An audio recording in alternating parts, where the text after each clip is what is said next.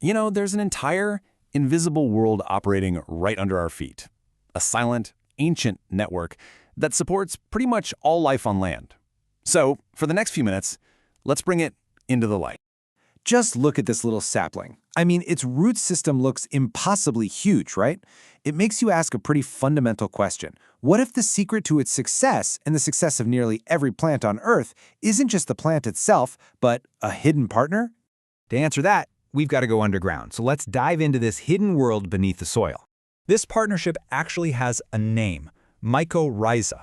It's a textbook case of mutualism, basically a win-win deal between a fungus and a plant's roots. The term was coined way back in 1885, and it literally just means fungus root. Pretty straightforward, right? But this whole partnership, it's not a one-size-fits-all kind of thing.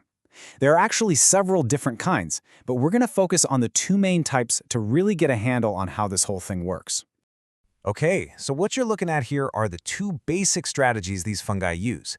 They either wrap themselves around the outside of a plant's root, or they go right inside the root cells themselves. Let's get a closer look at that.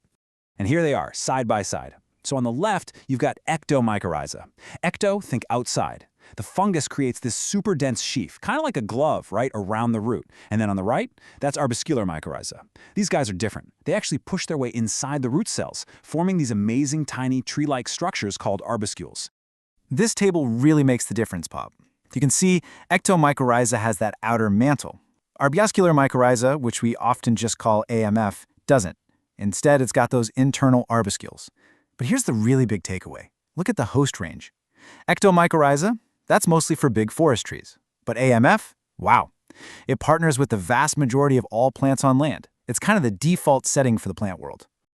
All right, so we know what it is, but how does the whole thing actually work? Well, the best way to think about it is like a super busy underground marketplace. It's basically a biological stock exchange, just happening on a scale you can't even see. The deal itself is actually brilliantly simple. First, the plant does its thing.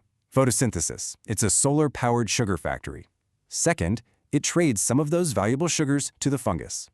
So what's in it for the plant? Well, the fungus is an expert miner. Its huge network spreads out and pulls up crucial nutrients from the soil, like phosphorus, that are really hard for the plant to get on its own. And finally, it delivers those nutrients right back to the plant. A perfect trade. Okay, let's really break it down with this diagram. Follow that green arrow. That's the sugar, the energy, flowing from the plant to the fungus. That's the fuel for the whole operation.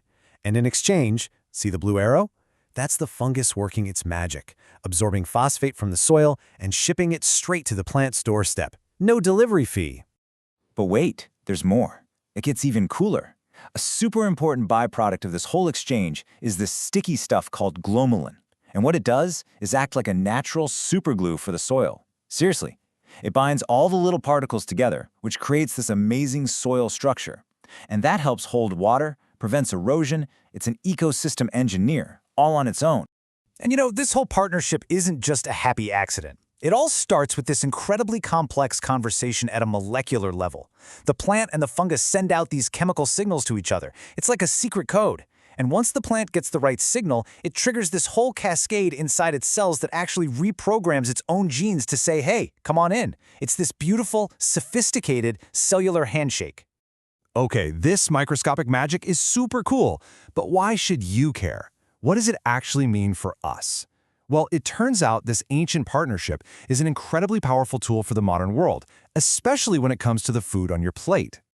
Yeah, this image really sums it up perfectly. By understanding and harnessing the power of mycorrhiza, we can find natural, powerful solutions to some of the biggest headaches in modern agriculture. Think about things like drought, or our massive reliance on chemical fertilizers.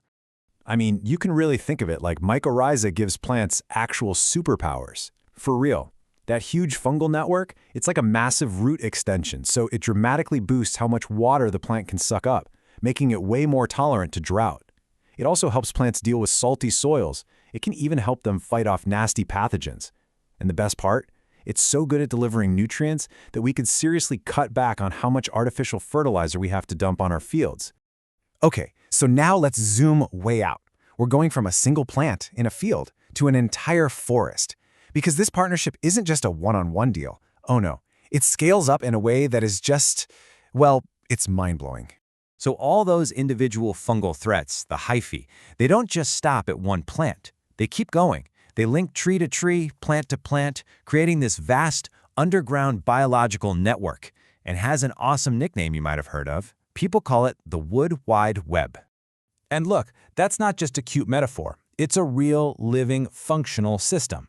What you're seeing here is basically a superhighway for resources. Nutrients, water, even information can be shuttled from where there's a lot to where there's a need. It connects the entire forest floor.